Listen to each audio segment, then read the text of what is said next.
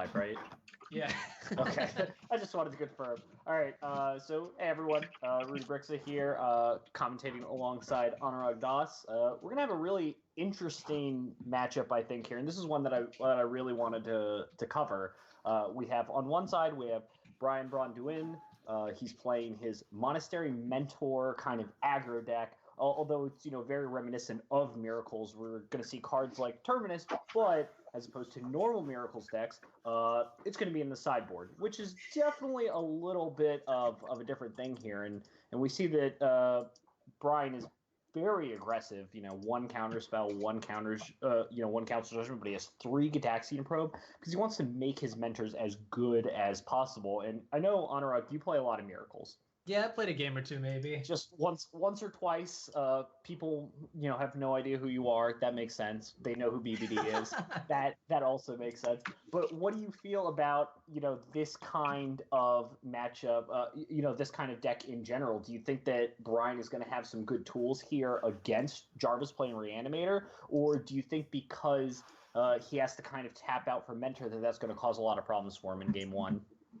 Well, I definitely think that if Brian is able to stick an early counterbalance with protection and maintain a 1 and a 2 on top of his deck, Jarvis is going to lose the game. The question is, can Jarvis A, stop that from happening, and B, can will stop that from happening with like counter magic, or B, just get under the countertop lock by putting a Gristlebrand into play on turn 2.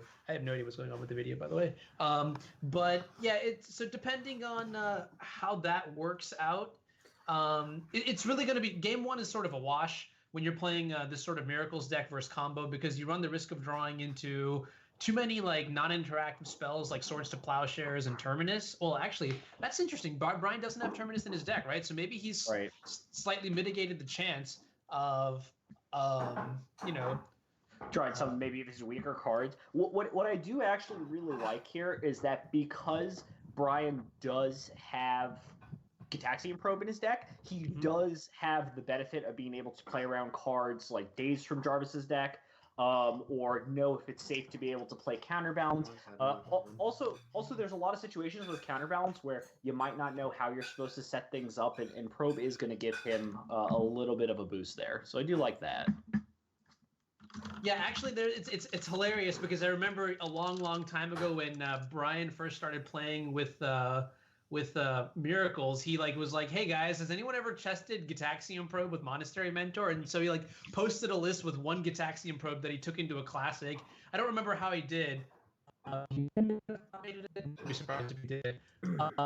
But yeah, it's not his first rodeo with Gitaxian Probe, and now I think just given the recent articles he's posted, the sort of philosophy that he's developed with this Miracles deck, I'm not surprised to see this sort of progression. And I think it'll be, at the bare minimum, I think it's going to be a step up from Terminus in game 1 of this matchup. So let's see how that pans out. How do you feel about Jarvis's Reanimator list, and how do you feel like it's positioned in game 1? I do prefer. I mean, this is kind of interesting, right? We haven't really seen the blue version of Reanimator popping up anywhere recently. The red-black one has been the one that's kind of been dominating. We've seen it online. We've seen it at Eternal Weekend. We've seen it at Grand Prix. Reduke beat it in the finals of the Grand Prix that he won. So, I mean, overall, it's pretty interesting to see how Jarvis has kind of shifted over to the blue version, where he is able to go a little bit slower, and sometimes it might be helpful for him to beat a lot of hate cards like Surgical Extraction. When you're trying to play against Miracles, if you're playing, I forget what the red one is, a Stronghold. I can't think of the name. Stronghold Gambit. Stronghold Gambit, right? So where a card like Stronghold Gambit, it could potentially be really weak. We're going to see cards like decks with Delver, decks with Snapcaster Mage, decks with Click, decks with Mentor. You're going to see this wide range where Stronghold Gambit isn't great, but Show and Tell actually has a lot of abilities to be used. Yeah, no, definitely for sure. I mean, this version of Reanimator is also a lot less glass cannon-ish, if you know does that make sense? It's not, hey, what's up, guys? I'm right here. Can you see me yet? No, it's still spinning wheel. Okay. Yeah, it's still a spinning wheel forever. Yeah, that's fine. I've been trapped. Somebody find me a genie in a bottle. it's a lot less glass cannony, and I prefer that style of deck. Even though it's a little less powerful, you're probably killing your opponent on turn 2 as opposed to turn 0. I think just the ability to be a little bit more resilient is definitely necessary for, playing against the world champion of Magic the Gathering. It's also kind of funny. Bob was telling me this earlier. Bob is actually in the call with us too. Bob, say hi. They can see me. They can't see you. Wait, they can? No, I don't think they can see you yet because you're not on the. They can see. They can see him. They see Bob's handsome face. Bob Wong actually invented Legacy. I don't know if anyone is familiar with that, but Bob actually invented Legacy a very long time ago. Actually, before Jarvis was born, which makes him a little bit older than Jarvis. Whoa, Bob is Tails ancient. Just get taller and taller. All right, so we see here that on the play, Jarvis is going to go ahead and fire off an Entomb here.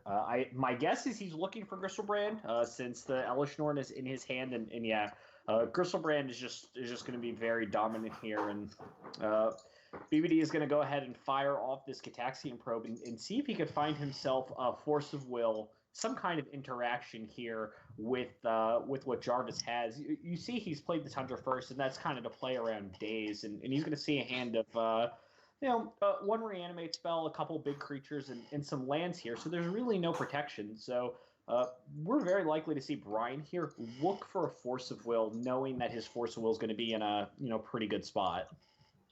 Oh, yeah, I definitely agree with you on that. I mean, honestly, I think the hand that Jarvis has kept is actually it's not bad by any means. I would keep the same hand. You have the turn 2 Gristlebrand, and if Gristlebrand gets into play, basically if Brian doesn't find a Force of Will here, the game's probably over on the spot at least, because it's just going to draw way too many cards and just take over the game. There might be an off chance that Brian is able to race with Monastery Mentor. That card is incredible, but it's not gonna come down until turn 3. So yeah. We're going to see here, Brian's going to go ahead and fire up a Brainstorm in response to Reanimate. He's going to look for a Force of Will, and he fails to find one. So now he's kind of sitting on what he has. It looks like he does have a Source of Plowshares in hand, but I think we're very likely to see, Jarvis be in a great spot, even if this does get Swords to Plowshares here. And we're going to see an Entomb, and multiple Lotus Petals. So we're going to see, Iona here is going to name White, I'm sure, and that's just going to lock Brian out of this game, and we're going to be going on to game 2. Yeah, Jace is going to be too slow here. The only way you can really beat Iona if you don't have Caracas is Jace on Summon and then Terminus or whatever, but it's just going to be too slow. Yeah, and so we're going to be moving on to game number 2 here, and Bob and Anurag, let's take a look at BBD's side. What do you think? How do you think he's going to board? Oh, looks like we can only see Jarvis right now, so we can kind of have a good idea how Jarvis is going to board. But how do you think Brian's going to board in the matchup? Well, cards that I definitely like. Now that both players know about each other's deck lists, I think the jig is up, and Brian definitely knows that Jarvis is going to have that sideboard show and tell package. So I expect him to bring in all the copies of Pyroblast. I also expect Surgical Extraction and Flusterstorm. Those cards are very good against just the regular reanimation plan. Anything else I'm missing, Bob? No, it looks pretty good to me. It looks like that's exactly what Brian's doing. He took out his mentors because they're not really what he's looking for in this matchup. He's looking to just kind of like counter and stop everything that Brian does. Looks like he also brought in the Vendilion Click, which is going to be super good. It's a clock plus disruption. Mm-hmm. Rudy, tell us about how Jarvis is boarding. So my guess here is Jarvis is going to go ahead and board in some number of show and tell, even though obviously he is aware that Brian is boarding in Pyroblast. Show and tell is still a powerful card if you can catch Brian with his pants down. We're definitely going to see Abrupt Decay. Counterbalance is obviously very good against Reanimator. Reanimators filled with 1s and 2s. And counterbalance decks are generally filled with 1s and 2s for countering, so we're probably going to see those. We do know that Brian isn't going to have, Jarvis is not going to have anything like Inkwell Leviathan, so we don't really have to worry about a card like Terminus to be able to beat a resolved creature. and just hope Jason Disruption is going to be enough. But I think I would like to see at least one Terminus or a Plow from from Brian here. Just So I just in noticed case. Brian left in Council's Judgment. Do you see any use for it? We can get rid of a Pithing Needle, I think. Right, Okay. Pithing Needle or potentially a resolved creature. Like there is always the chance that Jarvis spins a lot of his wheels and just doesn't find anything, puts a resolved creature into play, then Council's Judgment can just remove it forever. Yeah. So we're going to start off the game now. Brian, unfortunately, taking a mulligan to 6, but this is a stacked 6, if I do say so myself. We have access to Flusterstorm and Force of Will backup. And on the other side, we see Jarvis keeping a 1 land with Brainstorm and Ponder. No way to get a creature into the graveyard just yet. Actually, I see the way he just went to discard. Ghost's cleanup step. So there you go. the fabled cleanup step. But nice. Yeah, we're going to see a Force of Will backed up counterbalance here, and that's going to put a lot of pressure under Jarvis immediately. And I really like that Brian spent his first turn casting Brainstorm. He does know that Jarvis is going to be playing cards like Daze, and he just wants to make sure he can protect himself, protect his land, protect his Brainstorm from getting Dazed, so he can try and hit his land drops. Yeah, did we get a look at what Brian put back on top of his deck? He put a top so he can be protected against Reanimate. Okay. Yeah. And incidentally Ponder. Wow. Brilliant plays from a brilliant world champion. Do you think Brian's played this deck maybe once or twice? I don't know. It's not like he's like top 4 to Grand Prix with it. It's impossible. Hilariously enough, what I was saying earlier, Bob mentioned that both of these guys are legacy champions, legacy Grand Prix champions. So I guess they're going to duke it out now to see which one is actually the champion of champions. The champion of champions. Well, while we saw a first game where Jarvis was really able to power out cards pretty fast, and he put a Gristlebrand into play on turn 2. So that is definitely a powerful thing. Brian has done something equally powerful and put a counterbalance into play. So and that's going to kind of shut Jarvis off, and Jarvis here is kind of suffering from not having any other extra lands here. But he's going to hope now to draw a green source so this Abrupt Decay can take out counterbalance and maybe let Jarvis start pushing forward with trying to rebuild. Yeah, I was going to say, Bob, in this situation, it looks like Brian is... Bless you, Bob. It looks like Brian is pretty firmly in the driver's seat. So what does Jarvis need to draw in order to pull ahead or get back in the game? And then what does Brian need to draw to mitigate Jarvis from getting back in the game? So a little bit of like, what's level 1, what's level 2, what's level 3? So I think Jarvis already has the level 1 in his hand. He has Abrupt Decay, but he needs a green source to go along with it to break out of the counterbalance lock. As far as what Brian can do to stop that, I guess Brian just needs to keep filling his hands up with counter spells, card selecting, so that even once Jarvis breaks out of the countertop lock, he'll still have enough to deal with. And it looks like that's what he's doing. I'm going to assume he shuffles here to try to find, like something like a Snapcaster Mage or a Mendelian Click. Yep. Right, now that he has counterbalance, and he can also get a backup counterbalance too. Right, he's definitely looking for, I think, a backup counterbalance, but I'm sure he'll settle for a Snapcaster Mage to start applying some pressure. Yeah, I'm interested to see how he sequences this, whether he's going to draw the Snapcaster or leave a 2 on top. But to be very clear, Brian knows about the Abrupt Decay in Jarvis's hand thanks to that Gitaxian probe. So I have to... Okay, so he takes the Ponder here. Very interesting, very interesting. I think he's hell-bent on finding that counterbalance, so I would be very surprised if he doesn't. Yeah, I think Brian knows that he's in a really good spot right here, and Jarvis is kind of struggling along. And I think right now a second counterbalance into potentially something like Jace or a Click is going to be Brian's easiest, route to victory. The best way for him to not just randomly lose to something that Jarvis can do. And I think he's just really trying to protect himself as much as possible. Right. And here, Brian is going to keep the Flooded Strand, but I think that's acceptable given that it's going to shuffle the top of his deck, and it's going to give Brian the opportunity to find something else to, stay alive through everything that Jarvis has. So some good news and some bad news. The good news is, hey, Jarvis found a second land. The bad news is it doesn't make the right color of mana. So it looks like Jarvis is going to go back to that fabled discard step and chuck that Iona into the graveyard. Very nice. And it looks like to be fair, out of all the options from that slot, discarding an Iona certainly isn't the worst thing that he could do here. We're pretty likely, and a second counterbalance here is going to be pretty tough for Jarvis to beat. But if he can somehow manage to beat both of these counterbalances and dodge a surgical extraction, and a second decay here is pretty much what the doctor ordered minus a green source. If he can somehow beat these two counterbalances, he might be able to work his way into an Iona and be able to shut Brian out of casting Snapcaster Mage or Jace.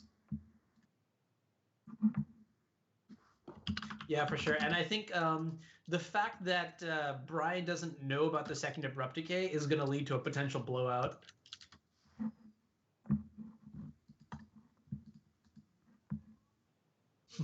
Man, magic, the gods of magic can be so fickle sometimes. There's like literally giving Jarvis everything that he like needs, but just like putting him just like shy of just barely getting there. I think like the turn before Jarvis dies, he's finally going to find that green source, and it's just going to be so tragic. Yeah, I can certainly see, it's kind of like his deck has a fishing pole with $1 attached to it, and it's just like, hey, Jarvis, here's $1. And Jarvis is like, oh, thanks, I like dollars. And it's like, nope, gotcha. It just keeps pulling farther and farther away every time until Brian, I assume, bores Jarvis to death in this game, and we are going to move on to Game 3. Yeah. It does seem that Brian has found a third copy of Counterbalance, so when Jarvis moves to Abrupt Decay, one of Brian's counterbalances, I think Brian will draw the third one, and deploy it. So many counterbalances. Yeah, I really like the way that Brian has kind of navigated this game to put himself in such a good position. And it looks like we lost my friend and partner on this side, Bob Wong. Everybody, can we have a moment of silence for Bob, please? Josh. God forever. But anyway, yeah, it looks like here this Snapcaster is probably going to go all the way, but Jarvis does have an out here, and the out is drawing a green source into double Abrupt Decay counterbalance, and then resolve one of his many reanimate spells. So we will see what happens here. And although we know that Brian has access to a third, I think 3 people's too many, anyways. Yeah. Okay. I think having access to a third counterbalance is definitely something that is going to go ahead and lock this game up here, and I do like that Brian is just kind of sitting on it. Yeah, for sure. No, I definitely agree with you. I mean, at this point, let's see. So Jarvis is still discarding. There at some point in time, Jarvis was probably going to start throwing his ponders and brainstorms into BBD's face.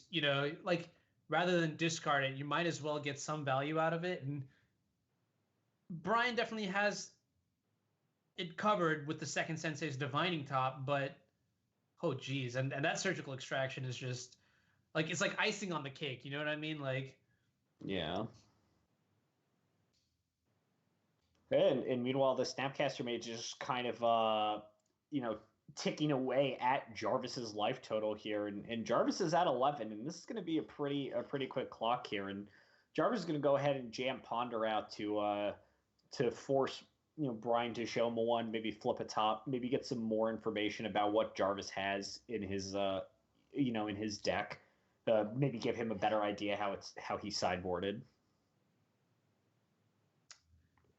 Yeah, I know. If Brian does elect to use the surgical extraction at some point, I would not be surprised if Jarvis just concedes to hide information. That being said, both players do have access to deck lists, so it's not really like too much is being saved by doing that. But Right. Well, I mean, Jarvis might have a good idea of what cards Brian might be bringing in, although he's Hmm. not 100% sure. He also might be curious about if he boarded out certain cards. So Jarvis is just trying to get as much information as possible here. And because we're kind of playing with our clocks, we're not too concerned about, Brian running out of time or Jarvis running out of time.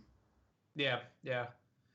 Well, wow, each of these players has 60 minutes, Yep. and Jarvis has only used 4 minutes of his clock. That's impressive. Well, yeah, Jarvis is great. I definitely cannot disagree with that statement.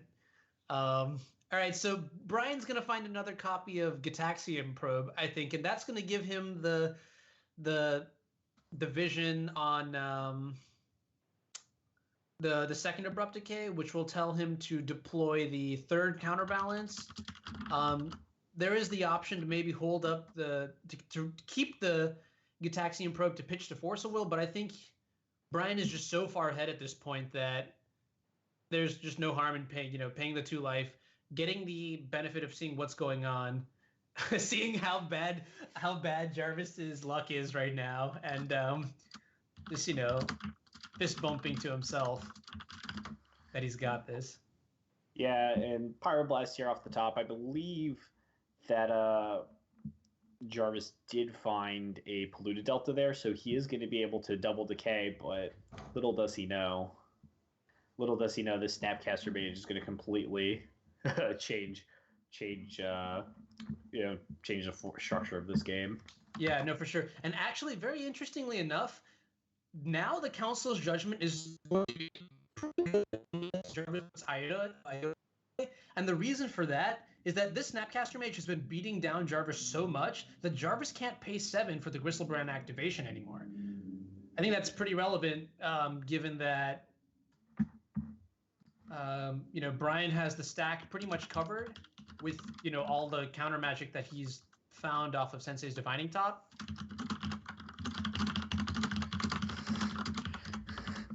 Apparently, you're roboting out. Oh, is my voice like? Apparently, you are the greatest robot. Mike, can you move this Skype thing? It is literally in the way of the entire field for me. Thank you. All right, perfect. We're going to see a surgical extraction. Go ahead and target the second abrupt decay, or target abrupt decay. Brian knows he's going to get all the abrupt decays out of his deck now, and this counterbalance lock is just going to go ahead and end the game here.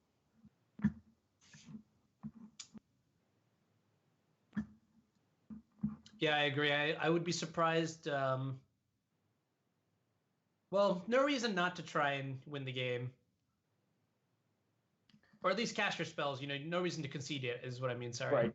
As I said, I think Jarvis might have realized, probably several turns ago that this game was not in his favor and he was very likely to lose. That being said, Jarvis is, just trying to get as much information as possible. Mm-hmm. I agree. If even to I would like to note for the chat. Yeah, I would like to in the chat that there are no muffins. If you're here for the muffins, you're in the wrong channel. This is a legacy league. We have legacy, no muffins here. But Wait, we see what? here this fluster. Yeah, I'm sorry. I'm out then. Sorry, guys. I was promised muffins. Well, you're a spinning wheel. You could be a muffin. You could be eating muffins right now, and we wouldn't know. Don't ruin the surprise, Rudy. But yeah, as far as this game goes, it looks like it's wrapping up. Brian just attacking for the last few points of damage. The classic Thoughtseize target myself. Oh, but Brian doesn't give it to him. Nice. I like this. Brian established. Why would you let your opponent kill themselves when you could kill yourself? Absolutely.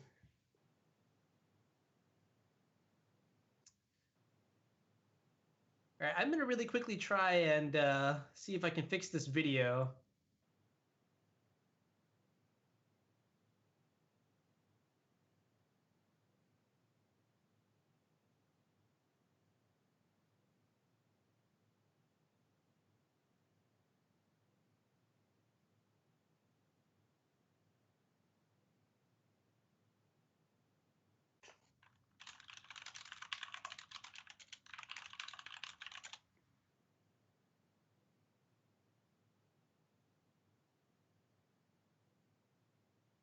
My microphone was off. Sorry. Okay, all right, cool. So we do see that Lotus Petal is coming out. That is something that we do see a lot here. We do see Jace Vryn's Prodigy coming in, and possibly a Lotus Petal and a Show and Tell coming back in. The one thing that I would really like to see out of Jarvis here is I think Grave Titan. There's a lot of games where sometimes you can just flood out and not really do anything, and Grave Titan is going to be tough to counter. It's going to come with a lot of extra zombies, and if Brian just doesn't have Terminus in his deck for whatever reason, it's going to be really hard to remove it. And Jarvis has played Miracles enough to know that a lot of Miracles players, in general, like to board out some number of Terminus, if not all of them. Yeah, no. I mean, Jarvis and I were playtesting this matchup actually, and game 3 in one of our matches, he just goes, all right, turn 1, Entomb, turn 2, get this Ion into play, name blue, and I'm just like, what? Nobody ever does that. I even had the Jace in my hand, and he was just like, you boarded out all your white cards, just like the good little Miracles player that you are. And I was like, it looks like he got you really good here. Yeah. And I wouldn't be surprised, and we see here that BBD has done the same thing, but Jarvis is not it's not kind of, he's not trying to take advantage of it by any stretch. But we do see a bunch of Thoughtseizes here from Jarvis, so I wouldn't be surprised to see Jarvis go ahead and eat the Brainstorm or the top here. Yeah, I mean, this hand is probably not the finest showing from Blue-Black Reanimator's side, but I still think there's a lot of... I mean, the problem with a hand like this is that you're giving Brian draw steps, and that means that the game is going to go longer. The longer the game goes, the less likely it is for... the higher of a chance that this Blue-Eye Red Mentor deck has of winning. That being said, Brian will have to draw a little well, given that there's going to be a lot of Thoughtseizing coming up in the next few turns, and Tundra or more lands is just not going to cut it. Yeah, we can see here that that Brian is going to Brainstorm in response to this other Thoughtseize would be my guess, and try and hide the Snapcaster for future turns. But Brian is secretly holding out for the draw 3 lands. Your Thoughtseize is 1 mana, look at look at all my lands, lose 2 life. Yeah, with the ding, got him. Yeah, but it looks like he does draw a bunch of spells here, and now he has to decide what he wants to protect. And we're very likely to see Brian here, even though he drew Ponder Top and Brainstorm. We're very likely to see him just put back Snapcaster Mage and Sensei's Divining Tops, and Sensei's Divining Top is going to help him filter out and give Brian a lot of really good card selection here. And Brian doesn't really care that much if Jarvis goes ahead and takes a Ponder or Brainstorm, but Snapcaster Mage and Sensei's Divining Top are going to be 2 of the best cards for Brian in this matchup, and usually in every matchup. Yeah, I don't know. And actually, I kind of feel like Brian could even protect leave the Snapcaster Mage in his hand, because in this specific board state, it's not really doing that much. Like maybe in like 2 turns you get to flash back the Brainstorm, but I feel like oh, wow, that's interesting. He actually elects to keep all 3 of those cards in his hand, this way maximizing his the quality of his Brainstorm. Yeah, and I think here that Brian is trying to make Jarvis's Thoughtseize take Snapcaster Mage. I think that's really what he's trying to do, but without knowing that Jarvis has another Thoughtseize here lying in the wait, Jarvis may go ahead and just kind of rip out a Ponder or a Brainstorm, most likely the Brainstorm and the Snapcaster Mage, and then get to untap with a fetch land and Brainstorm.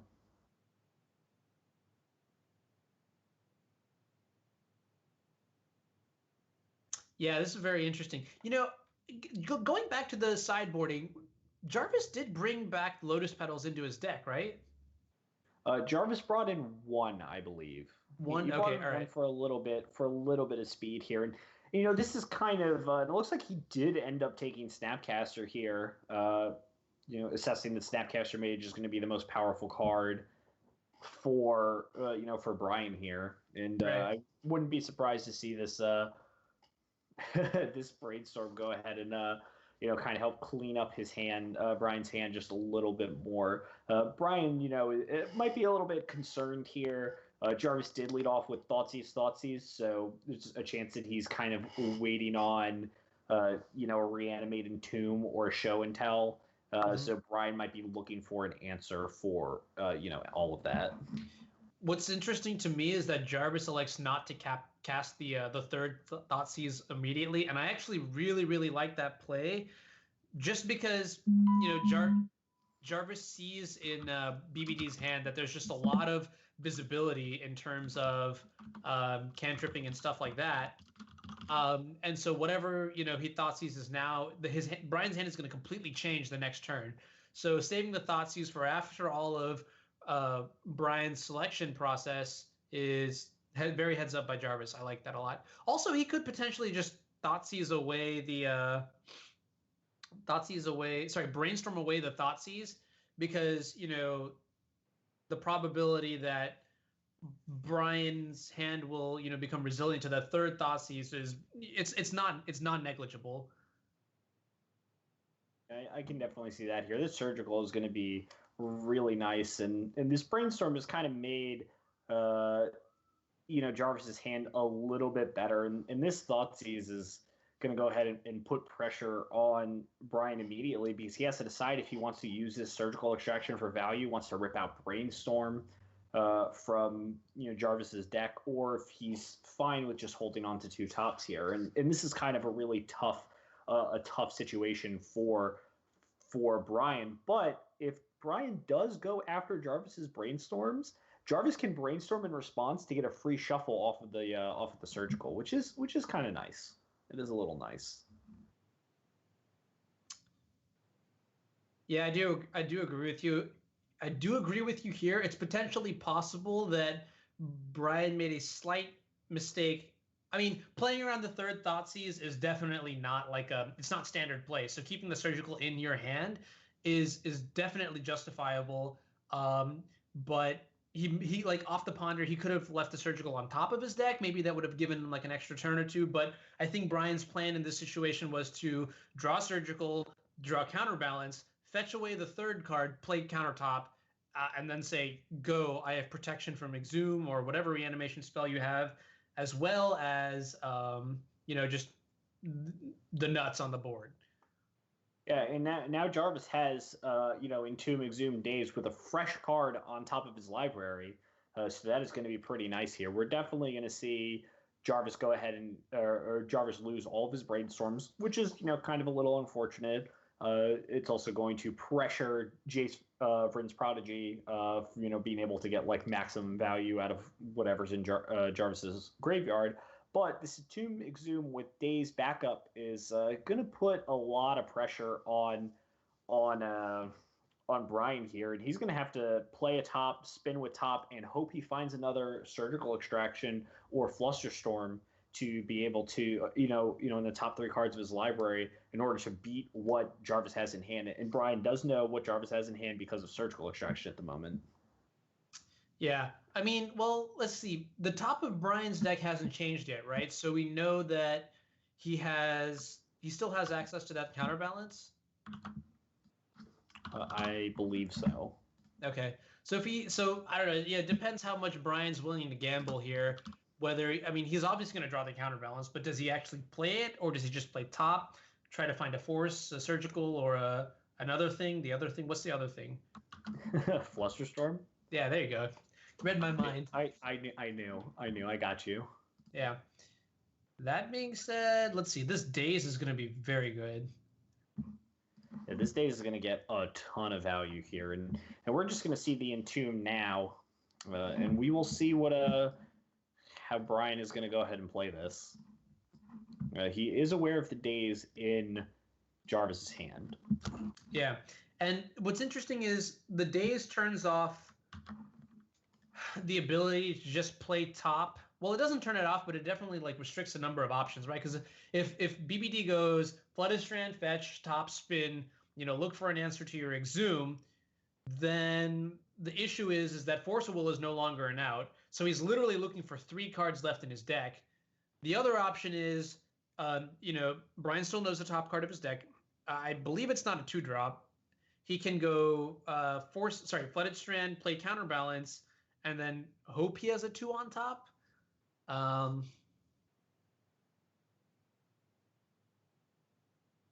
Let's see what line the world champion chooses to go for. Yeah, and this is really interesting. Yeah, I think Jarvis. Yeah, and this is definitely a tough spot for Jarvis here, and I think there might be some merit to considering. Oh, and this is interesting. Does Brian know the last card? And it looks like he might have known because he does flip a Ponder here. And Ponder here might help him find a Surgical or a Flusterstorm here. But really, he would like he'd like a Surgical. I think he'd just like the Surgical. Yo, guys, we got to take a minute here and like respect Mike's artiste. This is a spot-on depiction of what I actually look like in real life. In fact, God, some of you might say it looks better than I do, and I wholeheartedly agree with that sentiment. Mike, props on this. I think this is on par with the cookies that Nick had from his girlfriend. That is some fine artistry there. All right, so Brian is going to go ahead and cast the Ponder. Ooh, and he doesn't find the Force. So this is the shuffle. Snapcaster Mage, not great in this scenario here, and you can bet that it's very likely that Jarvis is going to go ahead and jam. Oh yeah. I think it's not going to get any better, so Jarvis definitely has to go for it.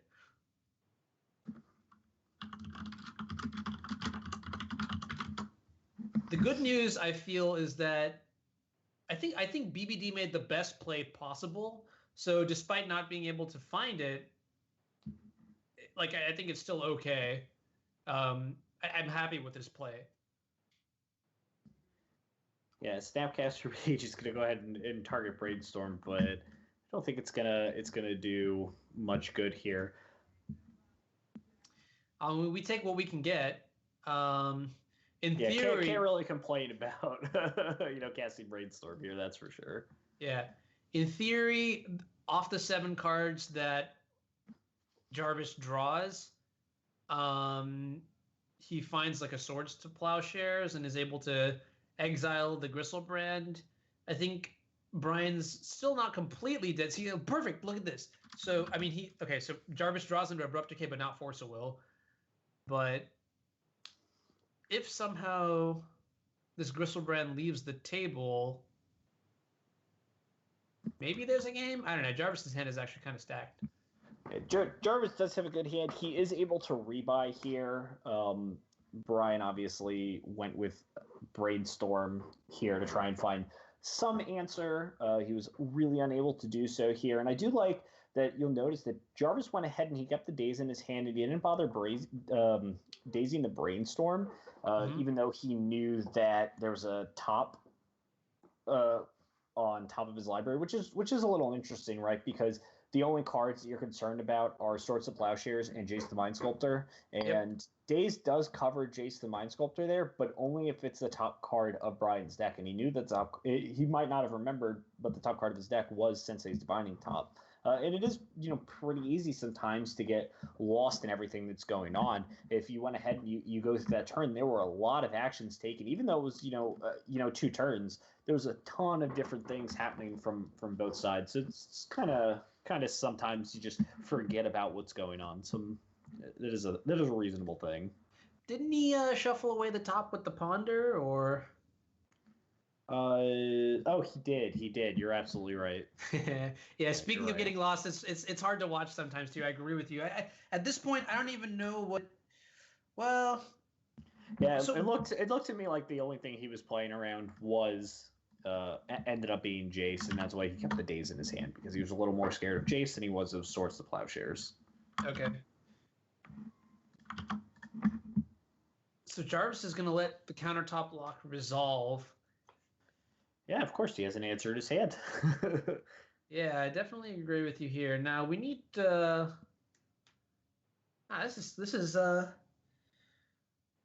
we need to get lucky here. if we're on Team Miracles. Sorry, Ooh, Team Blue Eye Red Mentor. I don't think anyone can be on a team with Counterbalance and top. Well, I mean, would you rather be on Team Countertop or Team Burn? What state are we at in the format of Legacy? Not gonna lie, I kind of hope that Bob lights you on fire. Wow! But I'm the Muffin Man. Yeah, you look like you're about to get burned. Jeez. Bob's gonna leave you in the oven a little too long. All right, so Gristlebrand gonna connect, gain some life. Probably gonna draw some cards, do some stuff. Actually, not even, because we have everything. Yeah, we're very likely to see Jarvis go ahead and Entomb for Iona and go ahead and Exhume it. Yep. Unless Jarvis wants to stunt. Now, I don't know about you guys, but when I feel like I've won the match, I definitely do like to, control 6 and get a little bit of that flex in there. What's the fanciest, gaudiest thing that Jarvis could actually do? All right, no, Jarvis is going to remain professional and do the plays that you described. Look at that, Jarvis, giving the gold standard in how to act. Yeah, did you like that one? I like that. I like that a lot. It's a good one. It's very cute. You should have seen how Jarvis told me to introduce him. He was just like, the Gold Pro, sponsored by Team Mass Drop, hoping not to mass drop from all future events. Jarvis, you. What's actually pretty interesting here is that because Jarvis has elected not to daze, he's held on to that daze for so long. Like, I would be very surprised if BBD picks up on there being a daze in Jarvis's hand. I mean, Jarvis did draw 1 billion in Infinity cards, but daze in particular, probably not on his radar. Yeah, Jarvis has definitely had a lot of opportunities to to daze a lot of things, and he just really hasn't here. It looks like there is a source of plowshares here. Source of plowshares is going to be pretty good at picking off this Iona or potentially even the Gristlebrand. But my guess is if it is going to pick off anything, it's Iona first and then Gristlebrand, and hope that the next 7 cards or 14 cards that Jarvis draws is going to be bad. Well, actually, in this scenario, I feel like you pick off the Gristlebrand because you have the Snapcaster for the Iona. Yeah, the Snapcaster Navy Blue. Yeah, see, there's just so many things to get lost in. Yeah. Oh, right. Brian did see the daze with the surgical, so I am incorrect. He knows that the daze is in Brian's hand. Jeez, this is turn 5, and there's already been so much stuff going on. Yeah, that is definitely definitely so many things have gone on. And this game has taken quite some time here, but I don't think I'd be surprised here to see Gristlebrand draw 7 and maybe look for a Force of Will. And wow, Jarvis didn't just draw 1 Force of Will. He drew 2. No, he drew 3, good sir. Jeez, talk about overkill. Well, no. He did draw 3. That's pretty good here. This Pyroblast from Brian is going to be not good enough in this scenario, and we're going to see Jarvis kind of take this match 2-1 over Braun-Duin, and Jarvis is going to be moving to 1-1, and Brian is going to be moving to 0-2. All right. That's an interesting. Excuse me. I like this. I like the attack here with the Snapcaster Mage. Send a message, just like, all right, attack you for game. Maybe Jarvis has a concussion. Yeah, Jarvis just misclicks, doesn't block, loses the match. Yeah. So that was kind of interesting. And this kind of goes back to something that we were talking about at the start of all this, is when we saw Brian's deck list, we noticed that it was really all in on Mentor. And while Mentor is an extremely powerful card, it came at the cost of making a weaker Miracles deck. And we see here that the Miracles deck is obviously very powerful. Top Counterbalance is very good. It's the best thing you can be doing in the format. But overall, I think it's Brian's version just maybe ended up not being as good as it could have been, and that's obviously a little unfortunate. Maybe he'll be able to bring it back. We'll see. Yeah, I mean, definitely still in contention for making the wild card round, where the wild card round determines who actually makes the top 8, which are the playoffs, like the single eliminations. So he's like 1 and 2 is not the end, but Brian still has to win his last match to get there. So